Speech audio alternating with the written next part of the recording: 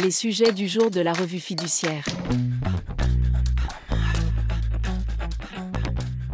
Premier sujet de notre JT, baromètre 2023 de la numérisation des TPE-PME.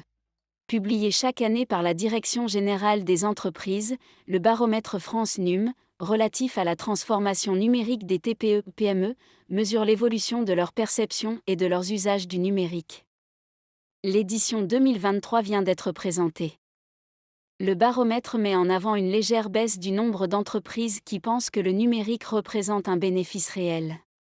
Cette évolution s'explique notamment, d'après France Num, par la difficulté à générer des profits avec le numérique. Seuls 39% des TPE-PME pensent que le numérique le permet.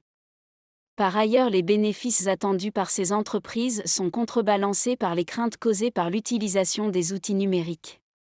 Ainsi, 48% des entreprises interrogées redoutent de perdre ou de se faire pirater leurs données, en hausse de 4 points. Néanmoins, TPE et PME continuent d'investir dans le numérique à hauteur d'au moins 1 000 € par an pour 40% d'entre elles. 71% ont l'intention de mener des projets numériques dans les 2 prochaines années, un score en hausse de 4 points. Pour l'instant, l'utilisation de l'intelligence artificielle, IA, concerne peu de TPE-PME. Seuls 5% d'entre elles utilisent des solutions d'intelligence artificielle. Leur intérêt se porte davantage sur les solutions d'analyse de données, 11% y ont recours, et jusqu'à 16% des TPE-PME, dans le secteur du commerce.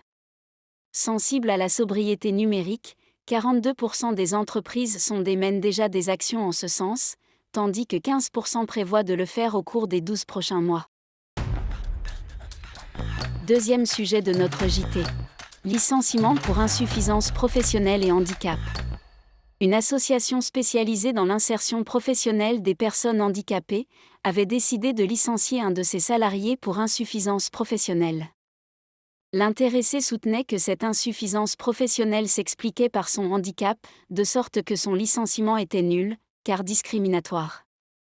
Les juges ont néanmoins validé le licenciement.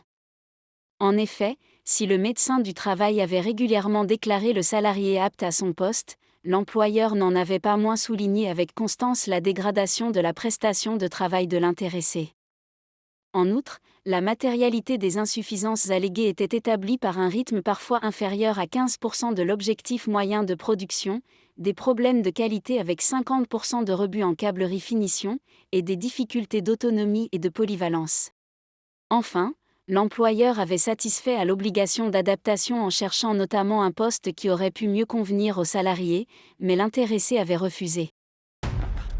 Troisième sujet de notre JT. Déclaration des comptes à l'étranger.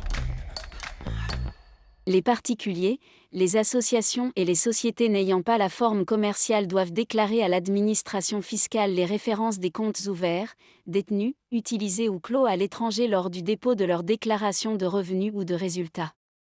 À défaut, des sanctions sévères sont susceptibles de s'appliquer.